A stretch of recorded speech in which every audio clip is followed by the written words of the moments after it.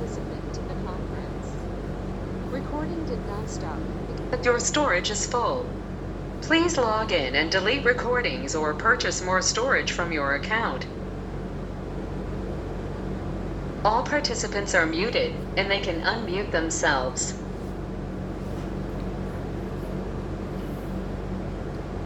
ओम नमोर्यंताणं नमो सिद्धाणं नमो आर्याणं नमो वज्रायाणं नमो लोहे सवसागुणम् मंगलं भगवान् वीरो मंगलं गौतमो गणी मंगलं कुंदार्यो जैनधर्मोऽस्तु मंगलम् ओंकार बिंदु संयुक्तं नित्यं जायन्ति योगिनः कामदं मोक्षदं चैव ओंकाराय नमो नमः। अहोपकार जिनवरनो कुंदनो ध्वनि दिव्यनो जेन कुंद ध्वनि आप्या अहो आ गुरु काननो तुझ ज्ञान ध्यान नो रंग हम यादर्श रहो ओ शिव पद तक तुझ संग माता हाथ।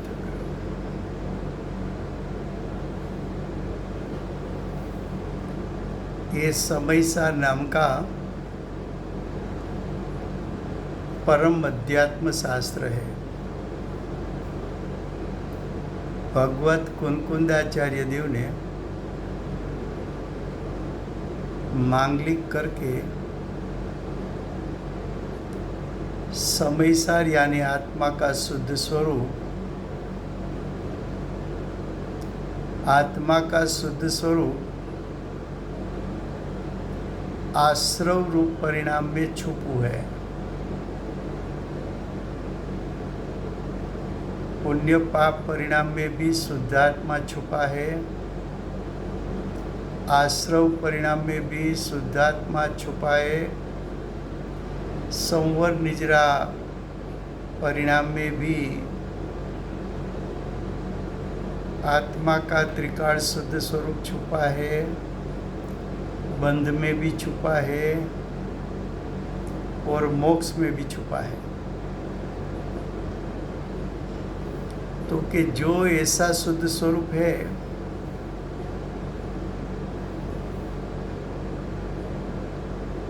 उस पर दृष्टि कब स्थिर होती है?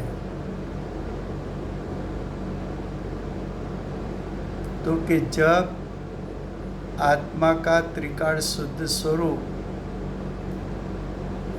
और पुण्य पाप आश्रव से भिन्न यानी पुण्य पाप आश्रव रूप परिणाम आत्मा के शुद्ध स्वरूप से भिन्न है,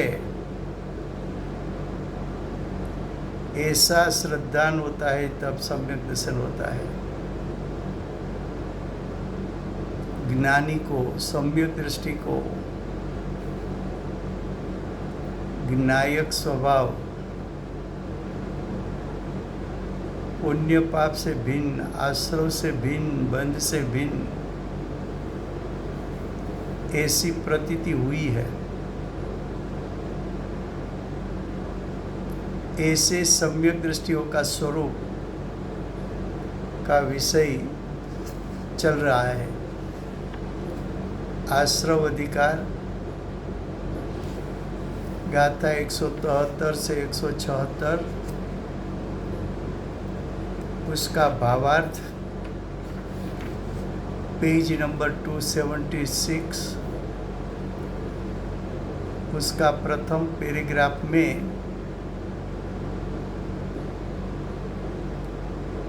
चार लाइन चली है, 5वीं लाइन गुजराती में। औपसमिक सम्यक दृष्टि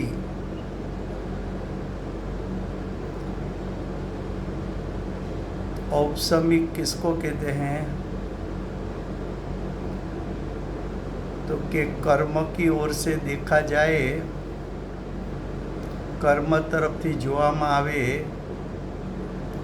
તો કર્મનો ઉપસમ થયો છે. ઉપસમ થયો છે એટલે કર્મો સત્તામાં છે, પણ વર્તમાન જ્ઞાનીના પુરુષાર્થના પ્રભાવથી સત્તામાં પડેલા કર્મ ઉદયરૂપ થઈ શકતા નથી.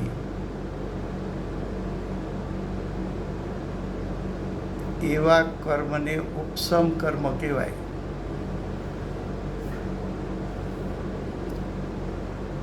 અને જીવના પરિણામને ઔપસમિક કહેવામાં આવે. હવે સમ્યક દ્રષ્ટિને કયા કર્મ ઉપસમરૂપ છે?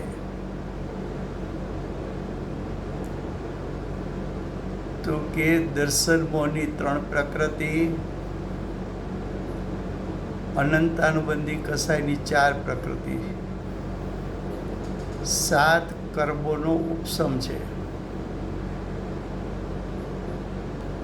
ત્યારે જીવના પરિણામને ઔપસમિક સમ્યક દૃષ્ટિ કહેવામાં આવે છે.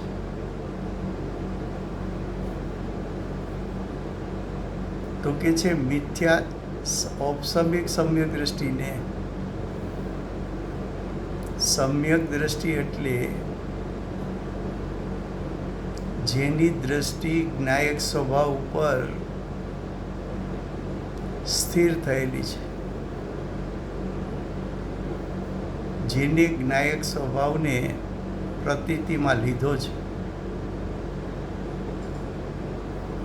જેને જ્ઞાયક સ્વભાવમાં હું પણ કર્યું છે,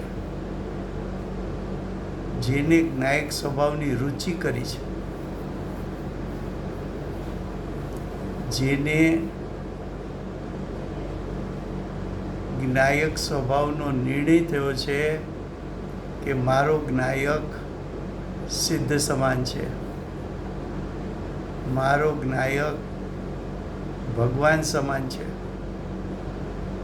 મારામાં પણ ભગવાન જેટલું શક્તિરૂપ સામર્થ્ય છે એવી પ્રતીતિ એ સમ્યક દૃષ્ટિ.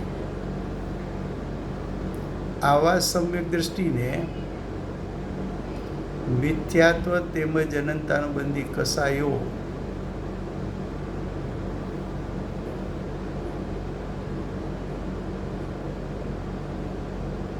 માત્ર ઉપસમમાં એટલે સત્તામાં એટલે સ્ટોકમાં છે,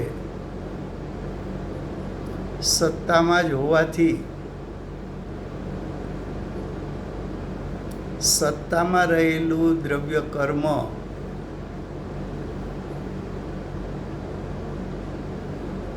એટલે સત્તામાં રહેલા મિથ્યાત્વ અનંતાનુબંધી કસાય કર્મ ઉદયમાં આવ્યા વિના, ઉદય એટલે ફળ આપ્યા વિના તે પ્રકારના એટલે મિથ્યાત્વ અનંતાનુબંધીના પ્રકારના બંધનું કારણ એટલે નવા દ્રવ્ય કર્મના બંધનું કારણ થતું નથી. શું કીધું? પેલા આચાર્ય ભગવાન કહી ગયા છે કે જ્યાં સુધી કર્મો સત્તામાં છે ત્યાં સુધી તો જ્ઞાની નિરાશ્રવ છે.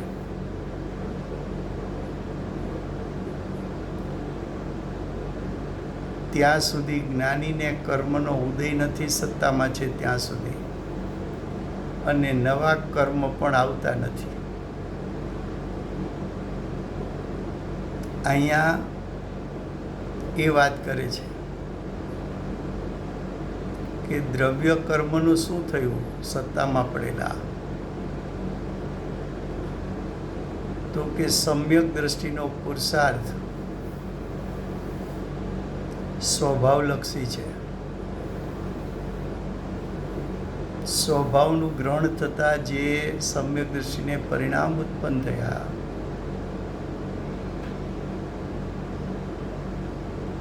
એ પરિણામનું નિમિત્ત પામીને ઉદયમાં આવવા યોગ્ય મિથ્યાત્વ કર્મ અને ઉદયમાં આવવા યોગ્ય અનંતાનુબંધીનું કર્મ ઉદયમાં આવી ન શક્યું. સત્તામાં આગા પાછું થઈને પડ્યું રહ્યું.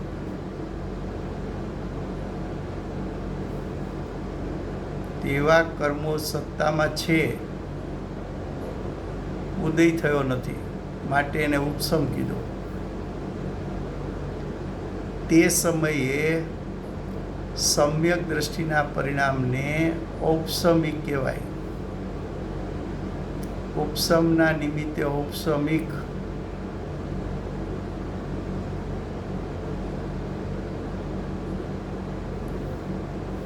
હવે ત્યારે તો જીવ સુત્તા રૂપે પરિણેમો, સમ્યક દર્શન રૂપે પરિણેમો, સ્વરૂપાચરણ ચારિત્ર રૂપે પરિણેમો. તો સમ્યક દર્શન પ્રાપ્ત થયું, સ્વરૂપાચરણ ચારિત્ર પ્રાપ્ત થયું, તો જીવના શુદ્ધ પરિણામના નિમિત્તે તો નવા કર્મ બંધાતા નથી. શુદ્ધતા કઈ પ્રકારની છે? તો કે સમ્યક દર્શન છે. તો મિથ્યાત્વ કર્મનો બંધ નહીં થાય. શુદ્ધતા કેવી છે? તો ચારિત્રમાં સ્વરૂપાચરણ ચારિત્ર પ્રગટ થયું છે. માટે અનંતાનુબંધીના કર્મ, ક્રોધ, માન, માયા, લોભ એનો બંધ નહીં થાય.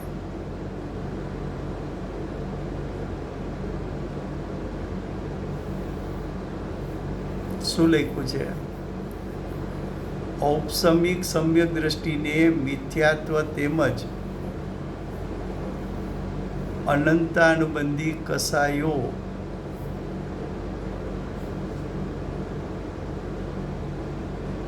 માત્ર ઉપસમમાં એટલે માત્ર સત્તામાં જ હોવાથી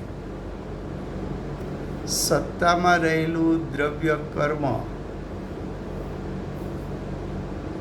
સત્તામાં રહેલું દ્રવ્ય એટલે દ્રવ્ય કર્મ ઉદયમાં આવ્યા વિના, આ વિષય પહેલા આવી ગયો છે. કર્મો સત્તામાં છે ત્યાં સુધી જ્ઞાની નિરાશ્રવ છે. તો સત્તામાં રહેલું દ્રવ્ય કર્મ ઉદયમાં આવ્યા વિના એટલે ફળ આપ્યા વિના તે પ્રકારના એટલે મિથ્યાત્વ અને અનંતાનુબંધી ના પ્રકારના બંધનું કારણ થતું નથી.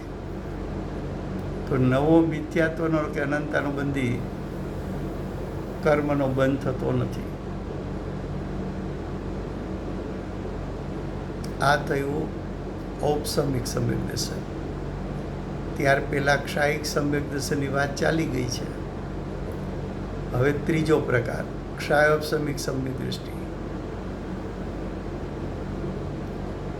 ક્ષાયોપશમ એમાં બે શબ્દ છે.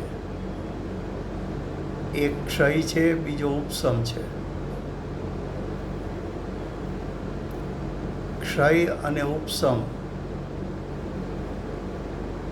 ક્ષાયોપશમિક શબ્દ છે એમાં ક્ષયનો અર્થ નાશ નથી થતો. ક્ષયનો અર્થ છે કે કર્મ બે પ્રકારના છે. કર્મ કેટલા પ્રકારના? તો કે બે પ્રકારના. કયા? તો કે સર્વઘાતી કર્મ અને દેશઘાતી કર્મ. સર્વઘાતી કર્મ કેવા છે? તો કે સ્વભાવનો પૂરેપૂરો ઘાત કરે, શુદ્ધતાનો અંશ પણ પ્રગટવા ન દે. તો શુદ્ધતાનો અંશ ન પ્રગટે એવા કર્મનું નિમિત્તપણું એ સર્વઘાતી કહેવાય. અને દેશઘાતી તો કે આંશિક શુદ્ધતા પ્રગટ થાય અને આંશિક શુદ્ધતા પ્રગટ ન થાય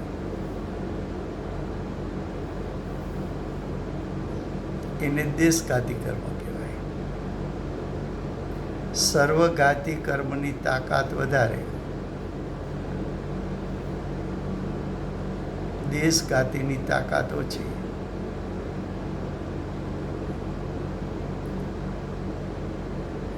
સર્વઘાતીના સ્થિતિ અનુભાગ વધારે, દેશઘાતીના સ્થિતિ અનુભાગ ઓછા. સર્વઘાતી કર્મની ફળ આપવાની તાકાત વધારે, દેશઘાતી કર્મની ફળ આપવાની તાકાત ઓછી.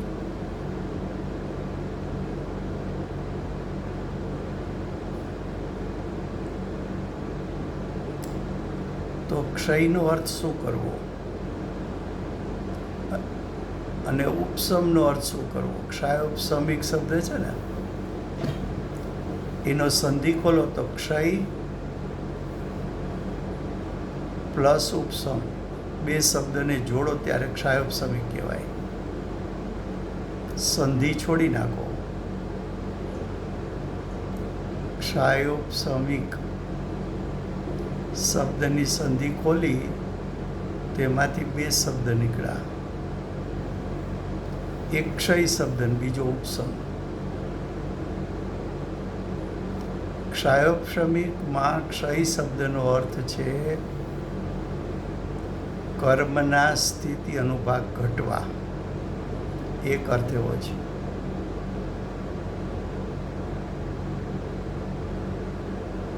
બીજો અર્થ છે સર્વઘાતી કર્મ દેશઘાતી રૂપે થઈ જવા.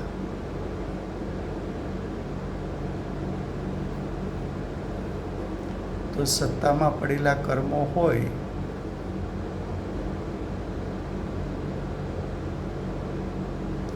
એની સ્થિતિ અનુભાગ ઘટે, પણ હજી ઉદય થયો નથી એટલે સત્તામાં પડ્યું રહે. તો કે આવું થતું હશે?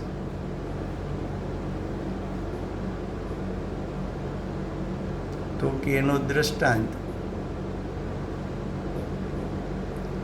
શ્રેણિક રાજાએ મુનિરાજ ઉપર ઉપસર્ગ આપ્યો, સાતમી નરકનું આયુષ બંધાણું. સાતમી નરકનું આયુષ તો 23 થી 33 સાગરોપમનું છે. એ શ્રેણિક રાજાને પોતાની ભૂલ સમજાણી, તે જ ભવમાં ઉગ્ર પુરુષાર્થ કર્યો, સમ્યક દર્શન પ્રાપ્ત કર્યું. તો શ્રેણિક રાજાનું આયુષ સાતમી નરકવાળું પહેલી નરકનું થઈ ગયું. પહેલી નરકનું આયુષ ઓછામાં ઓછું 10,000 વર્ષ, વધીને 1 સાગરોપમ. તો શ્રેણિક રાજાને પહેલી નરકનું આયુષ માત્ર 84,000 વર્ષનું બંધાણું. 84,000 વર્ષની સામે સાતમી નરકમાં 23 થી 33 સાગરોપમ. કેટલું મોટું અંતર કપાણું, કેટલી સ્થિતિ ઓછી થઈ ગઈ. સ્થિતિ ઘટે તો સાથે સાથે ફળ આપવાની તાકાત તૂટે, એટલે અનુભાગ તૂટે, અનુભાગ પણ ઘટે. તો કે આમ કેમ? તો કે બંધ 4 પ્રકારના છે. એક પ્રકૃતિ બંધ, એટલે કયા સ્વભાવના કર્મ બંધાશે એને પ્રકૃતિ બંધ કહેવાય. 4 ઘાતી 4 અઘાતી, એને કર્મના સ્વભાવો કહેવાય. જ્ઞાનાવરણી, દર્શનાવરણી, મોહની અંતરાય, વેદની આયુ, નામ ને ગોત્ર, 8 સ્વભાવના કર્મ. એમાં યોગને કારણે કયા સ્વભાવનું કર્મ બંધાશે એને પ્રકૃતિબંધ કહેવાય. પ્રદેશબંધ, જીવના એક સમયના ભાવમાં જીવના પ્રદેશે આવી અને બંધાતા કર્મ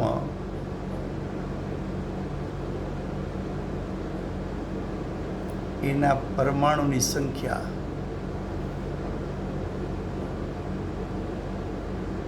એને પ્રદેશબંધ કહેવાય.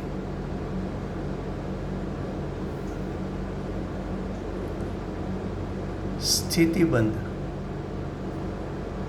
એ કસાયને કારણે બંધાય કે આવેલું કર્મ કેટલા કાળ માટે લાંબુ છે એને સ્થિતિબંધ કહેવાય. એ કસાયને કારણે થાય. અને અનુભાગ બંધ, બંધાયેલું કર્મની ફળ આપવાની શક્તિ કેટલી છે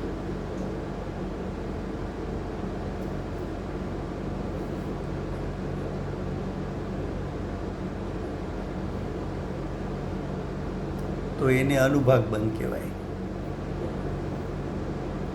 હવે યોગને કારણે 2 બંધ પડ્યા, પ્રકૃતિ અને પ્રદેશ.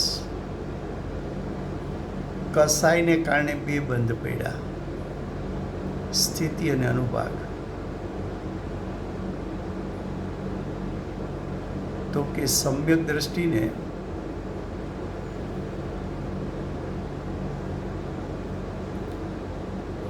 મિથ્યાત્વ અને અનંતાનુબંધી કસાયનો નાશ થયો છે.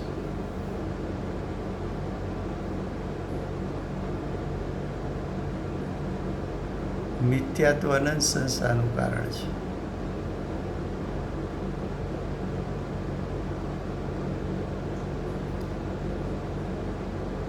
તો મિથ્યાત્વ તો નાશ પામ્યું, એટલે હવે અનંત સંસાર નહીં થાય, અલ્પ સંસાર થશે. અને અનંતાનુબંધી કસાયમાં સૌથી મોટો કસાય છે, એનો નાશ થયો. એટલે સ્થિતિ અનુભાગ પણ નવા કર્મ બંધાશે, એના ઘટી જશે.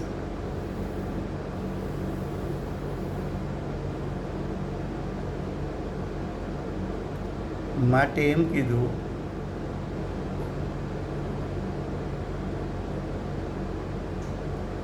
કે ક્ષય અને ઉપશમ. ક્ષય એટલે સ્થિતિ અનુભાગનું ઘટવું. કારણ કે સમ્યક દર્શન થયું તો મોટું પાપ મિથ્યાત્વ, અનંતાનુબંધી કસાય એ તો નાશ પામ્યા. એટલે નવા કર્મનો બંધ, એના સ્થિતિ અનુભાગ ઓછા થશે.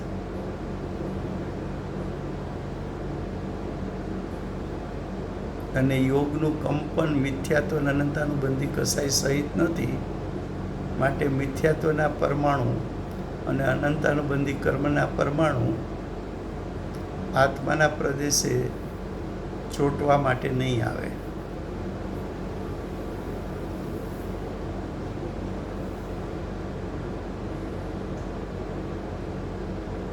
તો કે જે ક્ષયોપશમિક સમ્યક દ્રષ્ટિ, ક્ષયોપશમ કોને કહેવો? ક્ષય અને ઉપશમ, જેના સ્થિતિ અનુભાગ ઘટી ગયા છે, તેમ છતાં એ કર્મો સત્તામાં છે. સત્તામાં છે માટે ઉપશમ, સ્થિતિ અનુભાગ ઘટ્યા માટે ક્ષય. સર્વઘાતી કર્મ માંથી દેશઘાતી થયા. દેશઘાતી રહ્યા સત્તામાં, એટલે ઉદય થશે દેશઘાતીનો. સર્વઘાતીનો ઉદય નહીં થાય. એવા સમ્યક દ્રષ્ટિને ક્ષાયોપશમિક સમ્યક દ્રષ્ટિ કહેવામાં આવે છે.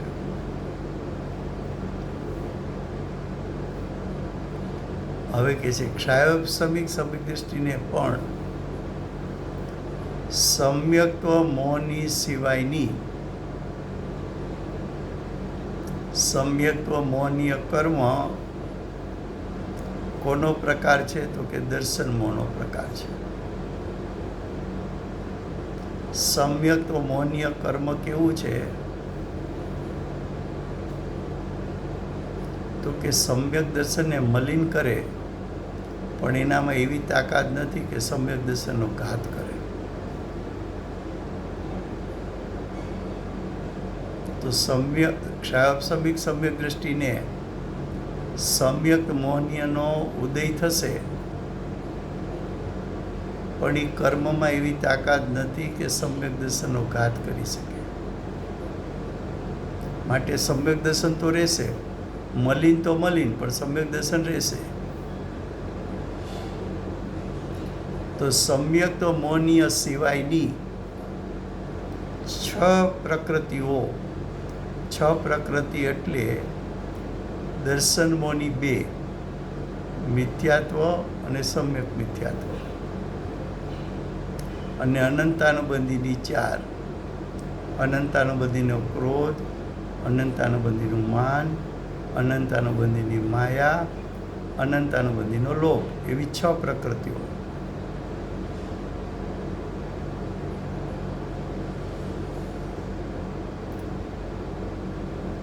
તો કે સમ્યક તો મોહની સિવાયની છ પ્રકૃતિઓ નો વિપાક, વિપાક એટલે ફળ આપવું, એટલે કે ઉદય થવો.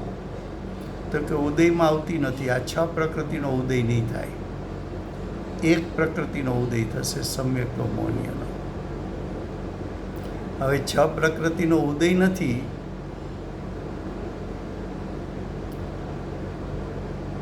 ઉદય નથી એટલે સત્તામાં છે. સત્તામાં છે ત્યાં સુધી તો જ્ઞાની કેવો છે? તો કે નિરાશ્રવ છે.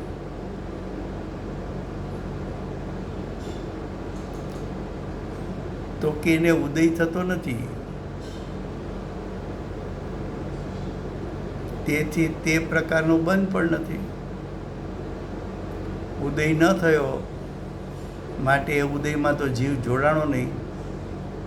જીવ જોડાણો નહીં તો જીવના પરિણામમાં મિથ્યાત્વ કે સમ્યક મિથ્યાત્વનો ભાવ ઉત્પન્ન ન થયો, કે અનંતાનુબંધીનો ક્રોધ, માન, માયા, લોભનો ભાવ ઉત્પન્ન જ નથી થયો. એવા ભાવ ઉત્પન્ન ન થાય તો એવા પ્રકારનું કર્મ પણ બંધાતું નથી. તેથી તે પ્રકારનો બંધ નથી.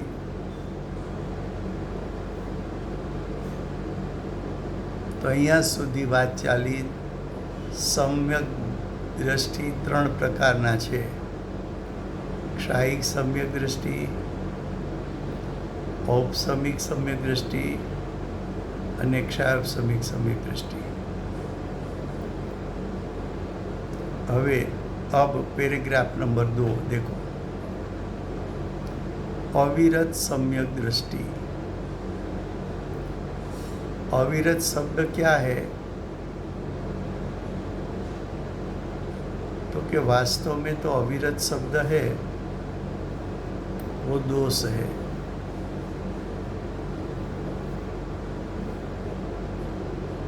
दोष क्यों बताया? लक्षण में दोष क्यों बताया? तो कि सम्यक दृष्टि को अविरति रूप जो दोष है उसको पुरुषार्थ करके नाश करना है.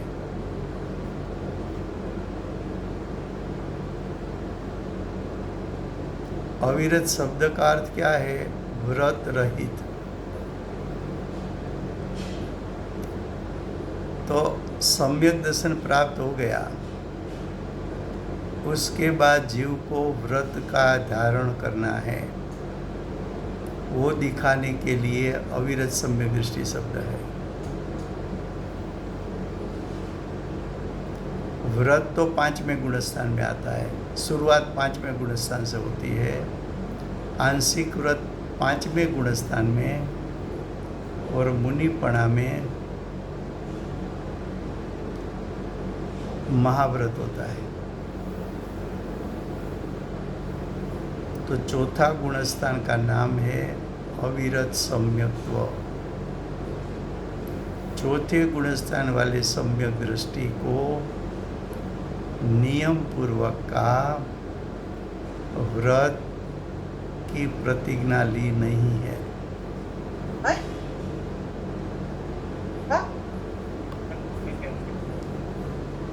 अरे मटका वाली क्या बोला तो का? All participants are muted and they can unmute themselves. क्या कहा फिर से गुजराती में? अविरत सम्यक दृष्टि चौथा गुणस्थानना सम्यक दृष्टिने अविरत सम्यक दृष्टि कहेवाय छे। अविरत शब्दनो अर्थ शुं छे? तो कि नियम पूर्वकना व्रत लीधा न होय एवा सम्यक दृष्टिने अविरति सम्यक दृष्टि कहेवाय। तो कि नियम पूर्वकना व्रत कोने होय? तो कि आंशिक व्रत ने कहे छे देश व्रत। देश व्रत ने देश चारित्र कहे छे। देश चारित्र 5मा गुणस्थाने शरू थाय अने सकल व्रत मुनिपणामां आवे। एने सकल व्रत पण कहेवाय, महाव्रत पण कहेवाय, परिपूर्ण व्रत पण कहेवाय।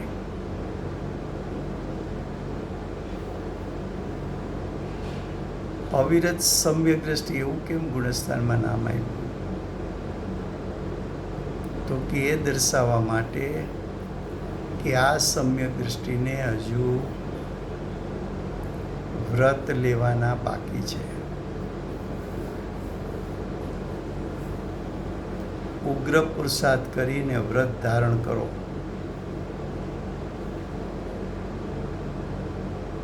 तो अविरत सम्यक दृष्टि चौथું गुणस्थान। अविरत सम्यक दृष्टि तो सम्यक दृष्टिना 3 प्रकार छे। औपसमिक सम्यक दृष्टि होय, क्षायोपसमिक सम्यक दृष्टि होय कि क्षायिक सम्यक दृष्टि होय, त्रणेय होई सके। हवे के छे आवा सम्यक दृष्टिने जे चारित्र मोहनो उदय वर्ते छे। चारित्र मोहनियमां आपणे कह्युं हतुं कि अनंतानुबंधी ना 4 प्रकार क्रोध मान माया लोभ। अप्रत्याख्यानना 4 प्रकार क्रोध मान माया लोभ। प्रत्याख्यानना 4 प्रकार क्रोध मान माया लोभ। स्वंजलनना 4 प्रकार क्रोध मान माया लोभ अने 9 नो कसाई हास्य रति अरति शोक भय जुगुप्सा। तो चारित्र मोहनी 25 प्रकृति थई। ये 25 प्रकृति माथी अविरत सम्यक दृष्टि ने 4 प्रकृतिनो उदय नथी। अनंतानुबंधीना क्रोध मान माया लोभनो उदय नथी, पण बाकीनी 21 प्रकृतिनो उदय छे।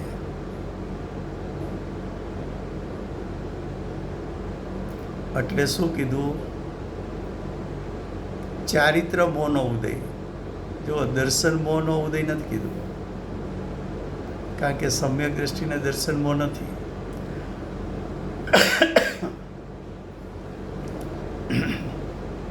તો ચારિત્ર મોહનીમાં જે 25 પ્રકૃતિ છે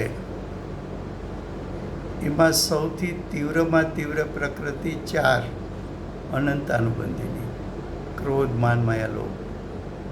સૌથી ચારિત્ર મોહની કર્મમાં સૌથી વધુ તાકાતવાળી પાપ પ્રકૃતિ કઈ? તો કે અનંતાનુબંધી. એનાથી 40 ક્રોડાક્રોડી સાગર સુધીનો બંધ થઈ શકે. પણ સૌથી મોટો યોદ્ધો ગયો અનંતાનુબંધી ક્રોધ, માન, માયા, લોભ. એ હવે સમ્યક દ્રષ્ટિને નથી.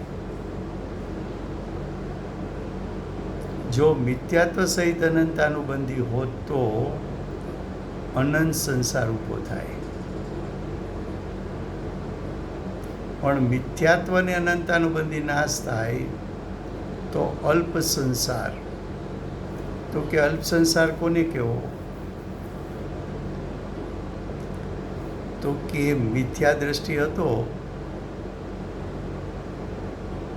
ત્યાં સુધી શક્યતા કઈ હતી?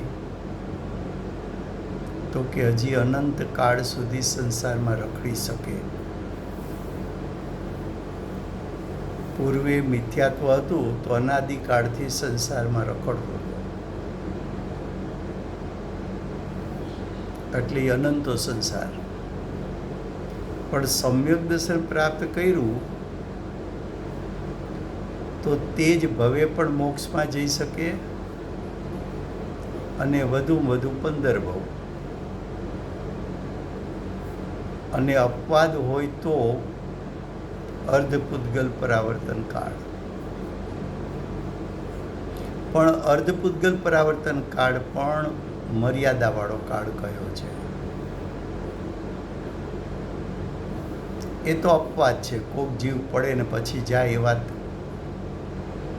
અપવાદની વાત નથી કરવી. સામાન્યપણે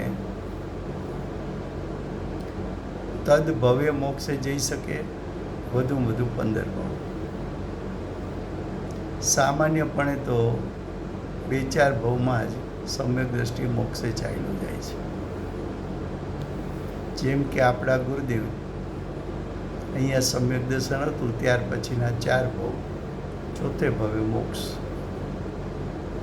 આપણા ભગવત કુંકુંદાચાર્ય દેવ અહીંથી દેવગતિમાં ગયા, હવે મનુષ્ય થશે, પછી મોક્ષ. આપણા બેનશ્રી આ ભવે સમ્યક દર્શન હતું, ત્યાર પછીના 4 ભવ, ચોથે ભવે મોક્ષ જશે. શ્રીમદ રાજચંદ્ર એક ભવ અવતારી અહીંથી દેવલોકમાં પાછા જન્મશે, તદભવે મોક્ષ જશે.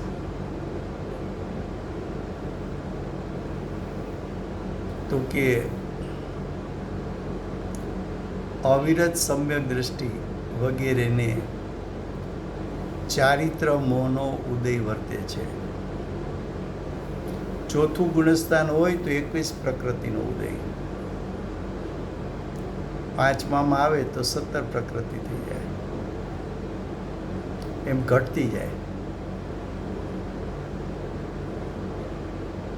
તો કે જે ચારિત્ર મોહનો ઉદય વર્તે છે તેમાં જે પ્રકારે જીવ જોડાય, જે પ્રકારે એટલે જીવની પરિણામમાં કયો ચારિત્ર મોહ પ્રગટે છે એ પ્રકારે જીવ જોડાયો કહેવાય.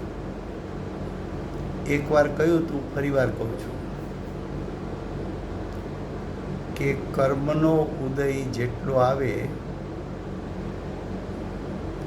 એટલી ડિગ્રીથી જીવે જોડાવું જોઈએ એવો નિયમ નથી. એવો નિયમ કેમ નથી? તો કે જીવ દ્રવ્ય સ્વતંત્ર દ્રવ્ય છે. જીવનું દ્રવ્ય સ્વતંત્ર, એના ગુણ સ્વતંત્ર, એની વર્તમાન વર્તી પર્યાય પણ સ્વતંત્ર. વર્તમાન સમયની પર્યાય એની જે યોગ્યતા લઈને આવશે એવું પરિણમન થશે. તો સમ્યક દ્રષ્ટિ જીવ વર્તમાનમાં જે ભાવ કરશે એ ભાવ અનુસાર કર્મનો ઉદય કહેવામાં આવશે. પણ કર્મના ઉદય અનુસાર જીવના પરિણામ થશે એમ કહેવામાં આવતું નથી.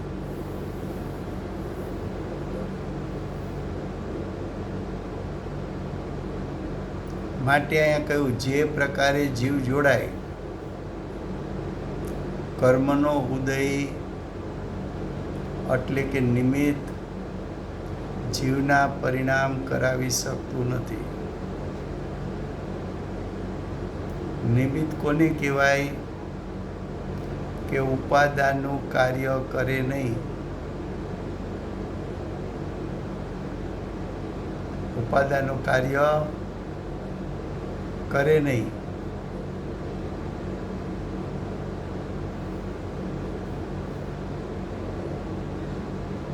ઉપાદાનનું કાર્ય કરે નહીં અને એની હાજરી ન હોય એવું બને નહીં. તો કે નિમિત્તની હાજરી હશે પણ નિમિત્ત ઉપાદાનનું કાર્ય નહીં કરે. કર્મનો ઉદય ઉપાદાનનું એટલે જીવનું કાર્ય નહીં કરી દે. તો કે ઉદય કોને કેવો? તો કે જીવ કેવો પરિણમે છે, કયા ભાવ રૂપે પરિણમે છે, કેટલી તીવ્રતાથી પરિણમે છે, એટલો કર્મનો ઉદય કહેવાશે. તો કે છે જે ચારિત્રમોનો ઉદય વર્તે છે તેમાં જે પ્રકારે જીવ જોડાય છે તે પ્રકારે તેને નવો બંધાય છે. જીવના પરિણામ પણ સ્વતંત્ર, ઉદયના પરિણામ પણ સ્વતંત્ર.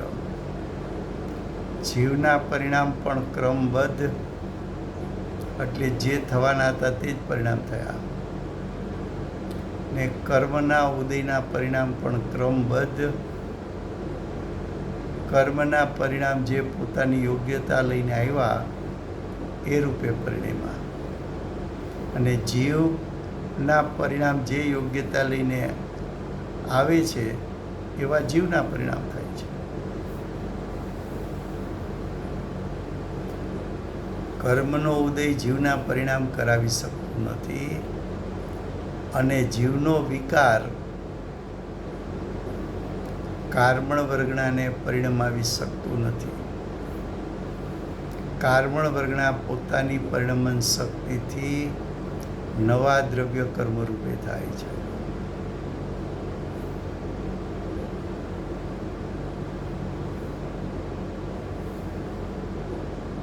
રાજુભાઈ આ પાછું એકવાર લેશો પ્લીઝ ગુજરાતીમાં. ફરી વાર. Thank you. સિદ્ધાંત એવો બતાવ્યો છે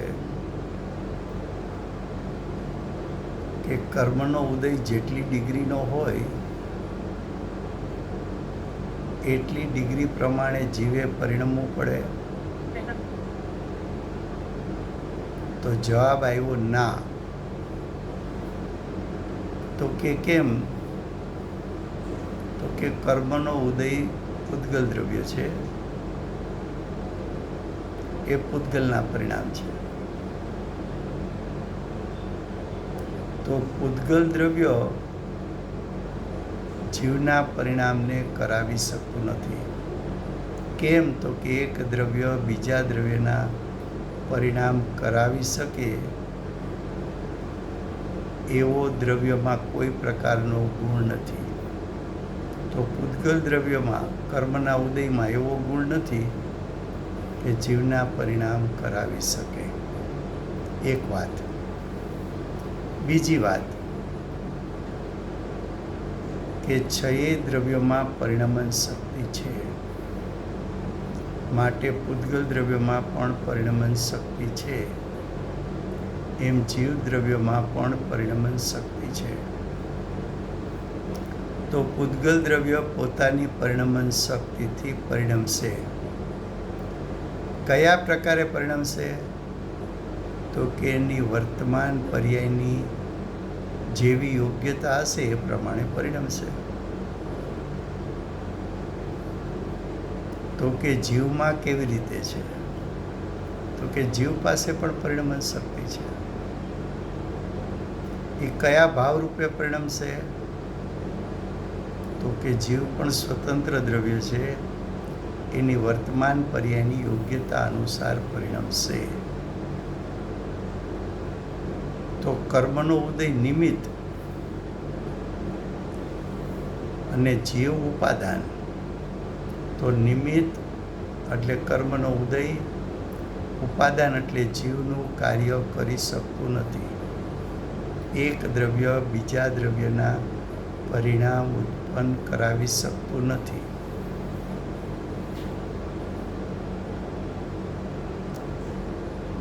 કર્મ એના પરિણામ પણ ક્રમબદ્ધ છે. જે સમયે જે થવાના છે તે જ પરિણામ થશે. જીવના પરિણામ પણ ક્રમબદ્ધ છે. જે સમયે જે થવાના છે તે થાય છે. હવે કર્મ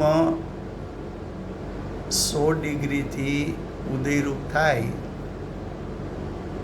પણ જીવ તો પરિણમવામાં સ્વતંત્ર છે. તો જીવે 100 ડિગ્રી રૂપે જ પરિણમવું એવો નિયમ નથી.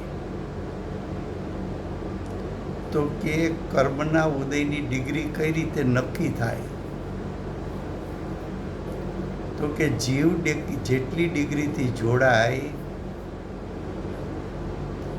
એટલો જ કર્મની ડિગ્રીનો ઉદય કહેવાય. જીવ 25 ડિગ્રીથી જોડાણો તો કર્મનો ઉદય 25 ડિગ્રી જ કહેવાય. અને જીવ 200 ડિગ્રીથી જોડાણો તો કર્મનો ઉદય 200 ડિગ્રીનો કહેવાય. તો અહીંયા શું કહે છે કે ચારિત્ર મોનો ઉદય વર્તે છે તેમાં જે પ્રકારે જીવ જોડાય, જે પ્રકારે એટલે જીવના પરિણામની યોગ્યતા અનુસાર જોડાય, એક જવાબ એ છે. બીજું, જે પ્રકારે જોડાય એટલે જીવ કેટલા કસાઈપૂર્વક જોડાય છે. 4 કસાઈપૂર્વક, તો કે સમ્યક દ્રષ્ટિ છે એટલે 4 કસાઈ તો છે જ નહીં. 3 કસાઈ છે, પણ 3 કસાઈમાં પણ પરિણામ કેવા તીવ્ર છે, કેવા મંદ છે. 5મે ગુણસ્થાને આવે તો 2 કસાઈ છે. મુનિ પણ ધારણ કરે તો 1 કસાઈ છે. તો 3 કસાઈ પૂર્વક સમ્યક દ્રષ્ટિ જોડાય છે, 2 કસાઈ પૂર્વક જોડાય છે, કે એક કસાઈ પૂર્વક જોડાય છે. તો કે જેટલો જોડાય છે તે પ્રકારે તેને નવો બંધ એટલે નવા દ્રવ્ય કર્મનો બંધ થાય છે. તેથી ગુણસ્થાનોના વર્ણનમાં ગુણસ્થાન કેટલા છે? તો કે 1 થી 14, એટલે 14 ગુણસ્થાનના વર્ણનમાં અવિરત સમ્યક દ્રષ્ટિ વગેરે ગુણસ્થાનોએ એનો અર્થ કે 4થે ગુણસ્થાને છે, 5મે ગુણસ્થાને છે, 6ઠે 7મે ગુણસ્થાને છે, 8મે ગુણસ્થાને છે. તો કે ગુણસ્થાનોએ અમુક અમુક પ્રકૃતિનો બંધ કયો છે. ગુણસ્થાન અનુસાર ચારિત્ર મોહનીય કર્મના બંધ થશે. કારણ કે ગુણસ્થાનમાં આગળ વધતો જાય તો ચોથા ગુણસ્થાન કરતાં પાંચમા ગુણસ્થાનની શુદ્ધિ વધારે છે. પાંચમા ગુણસ્થાન કરતાં છઠ્ઠે સાતમે શુદ્ધિ વધારે છે. સાતમે કરતાં આઠમે વધારે છે. ચોથે જે કસાય છે એના કરતાં ઓછો કસાય પાંચમે છે. એનાથી ઓછો કસાય છઠ્ઠે સાતમે છે. એનાથી ઓછો કસાય આઠમે છે. તો જેટલો કસાય એટલો બંધ. શુદ્ધતા વધતી જાય તો શુદ્ધતાને કારણે તો બંધ થતો નથી. શુદ્ધતાના પ્રભાવથી તો સત્તામાં પડેલા કર્મો ખરી જાય છે. તો પોતાના પરિણામમાં કેટલો કસાય છે એટલો બંધ પડશે. તો કે જે ગુણસ્થાનો એ અમુક અમુક પ્રકૃતિનો બંધ કયો છે, પરંતુ આ બંધ અલ્પ હોવાથી, આ બંધ એટલે સમ્યક દ્રષ્ટિનો બંધ. કોનો બંધ? સમ્યક દ્રષ્ટિનો. સમ્યક દ્રષ્ટિનો બંધ અલ્પ. અલ્પ કેમ કીધો?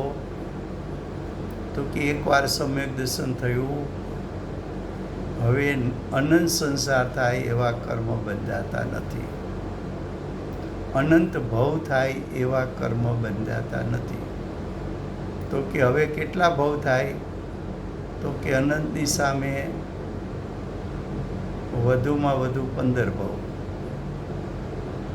તો અનંત સામે 15, એ બંધને કેવો કહેશો? બહુ મોટો બંધ કહેશો કે અલ્પ બંધ? તો કે અલ્પ બંધ. અલ્પ હોવાથી તેને સામાન્ય સંસારની અપેક્ષાએ બંધ ગણવામાં આવતો નથી. 1 કરોડની લોન હતી,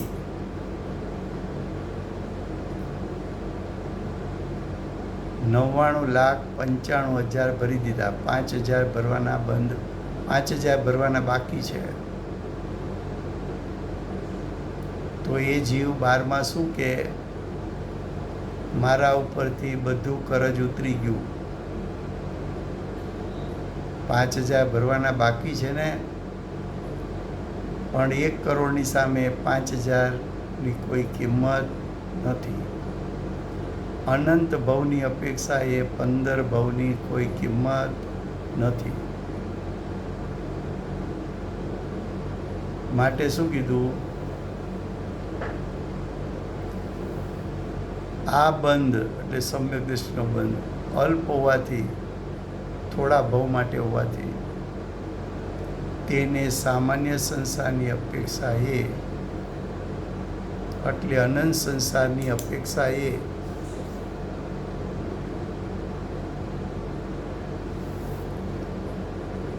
બંધમાં ગણવામાં આવતો નથી. એટલે સમ્યક દ્રષ્ટિ માટે એમ કહેવાય કે જે શ્રીમદજીએ 6 પત્રનો પાઠ લીધો છે ને, ત્યાં એક પેરેગ્રાફ એવો છે કે સમ્યક દ્રષ્ટિ વિચાર દશા એ કેવળ જ્ઞાનને પામ્યા છે, ઈચ્છા દશા એ કેવળ જ્ઞાનને પામ્યા છે. તો કે હજી તો ચોથે ગુણસ્થાને છે. તો કે હવે એને કંઈ અનંત ભવ થવાના નથી.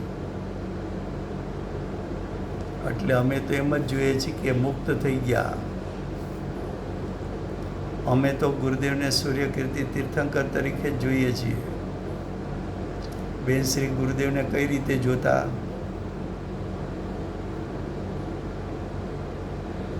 તીર્થરાજ,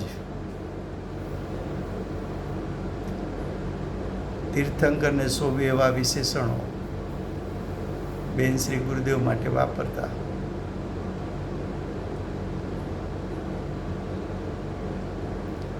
તો કે છે બંધ ગણવામાં આવતો નથી. સમ્યક દ્રષ્ટિ ચારિત્ર મોહના ઉદયમાં સ્વામિત્વ ભાવે તો જોડાતો જ નથી. સ્વામિત્વ ભાવ કોને કેવો? તો કે દર્શન મોહનો નાશ થયો. દર્શન મોહનો નાશ થયો તો શું થયું? તો કે સમ્યક દર્શન થયું. તો કે સમ્યક દર્શન થયું તો શું થયું? તો કે એક બાજુ મારો આત્મા અને બીજી બાજુ આખું વિશ્વ. તો એક બાજુ મારો આત્મા છે, ત્યાં જ્ઞાનીને હું પણ છે કે વિશ્વના અનંત અનંત પદાર્થોમાં ક્યાંય હું પણ છે. તો કે જ્ઞાનીને એક પરમાણુમાં પણ હું પણ નથી, મારા પણ નથી. પર પદાર્થપણેનું હું પણ છોડી દીધું. હવે હું એક જ્ઞાયક છું. દ્રષ્ટિ ક્યાં જામેલી છે? જ્ઞાયક ઉપર. ક્યારે? તો કે નિર્વિકલ્પ દશા હોય કે સવિકલ્પ દશા હોય, જ્ઞાનીને હું જ્ઞાયક છું, હું જ્ઞાયક છું, હું જ્ઞાયક છું એમ ભાવમાં રહે છે. હું મનુષ્ય છું, હું પુરુષ છું, હું મનુષ્ય ગતિમાં છું, એવા ભાવ રહેતા નથી. એવા ભાવ રહેતા નથી. તો કે હું કેવો છું? તો કે હું જ્ઞાયક છું. હું પણ ક્યાં? મારા જ્ઞાયક સ્વભાવમાં. ચારિત્ર મોહમાં પોતાની દશામાં રાગ ઉત્પન્ન થાય છે. એ રાગ મારો છે એવું સ્વામિત્વ નથી. કેમ? તો કે રાગ એને કરવા જેવો લાગતો નથી.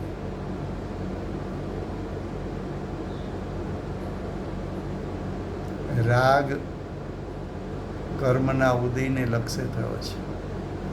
જ્ઞાયક સ્વભાવના લક્ષ્ય રાગ થતો નથી. રાગ એને દુઃખદાયક ભાસે છે. કેવો દુઃખદાયક? તો કે દરિયાની રેતી 46 સેન્ટીગ્રેડે ગરમ છે અને માછલી ઉછળીને રેતી ઉપર પડે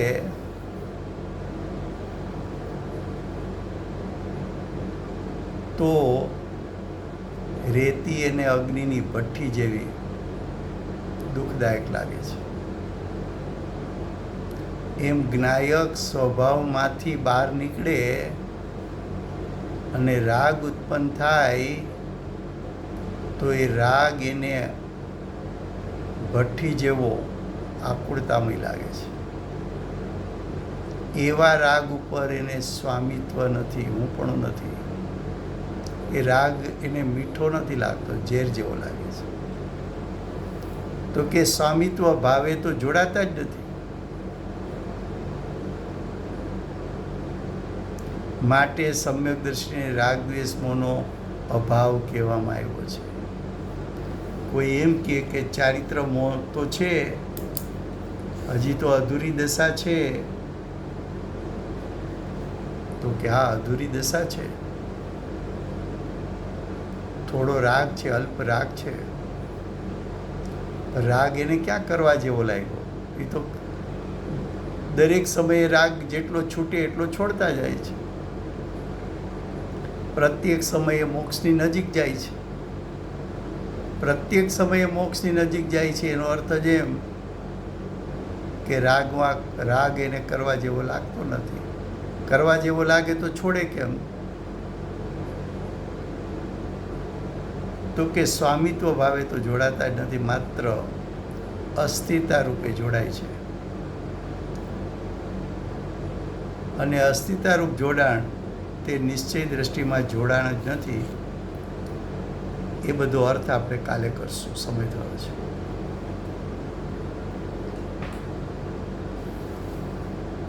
વર્તમાન ચોવીસીના આખરી તીર્થંકર બાલ બ્રહ્મચારી મહાવીર ભગવાનનો જય હો. મહાવિદ્ય ક્ષેત્રે બિરાજતા પ્રથમ તીર્થંકર અનંત ચતુષ્ટયના ધારક દિવ્ય ધ્વનિના દાતાર શાસન ઉપકારી સીમામાં રહેનાર શ્રી સિમંદર ભગવાનનો જય હો.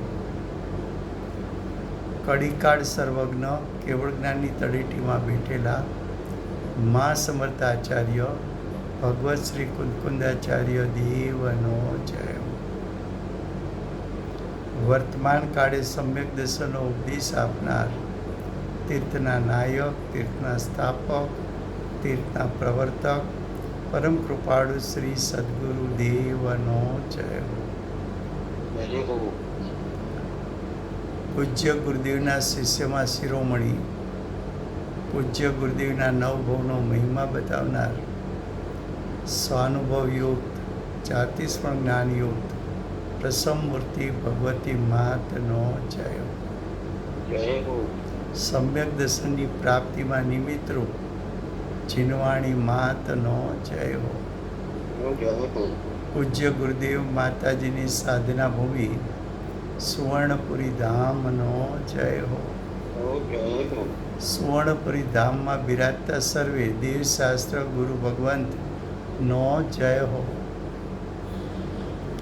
વર્તમાન ગુરુ અને ધાતુકી મહાવિદ્ય ક્ષેત્રના ભાવિ તીર્થંકર શ્રી સૂર્યકીર્તિનાથ ભગવાનનો જય હો. શ્રી સૂર્યકીર્તિ ભગવાનના સમવસરણના મુખ્ય ગણધર દેવેન્દ્ર કીર્તિનાથ ભગવાનનો જય હો. પરમ દિગંબર જૈન ધર્મનો જય હો. Thank you very much Rajubhai. બધાને જય જિનેન્દ્ર. જય જિનેન્દ્ર. જય જીનેન્દ્ર રાજુભાઈ, બધાને જય જીનેન્દ્ર. જય જિનેન્દ્ર. બધાને જય Jinendra. Thank you very much Rajubhai. જય જય જીનેન્દ્ર. જિનેન્દ્ર. રાજુભાઈ શરીફ, જય જીનેન્દ્ર. જય જિનેન્દ્ર. રાજુભાઈ 25 અને 27 ને આજનું રેકોર્ડિંગ હશે રાજુભાઈ? 25 હા છે 27 ને આજે 28. આજે હજી આવતા લગભગ 2 કલાક લાગશે. પણ આવી જશે? આવી જશે. મને મોકલાવી દેશો ભાઈ? ચોક્કસ ચોક્કસ. Thank you very much Rajubhai. બધાને જય જિનેન્દ્ર. Thank you Rajubhai.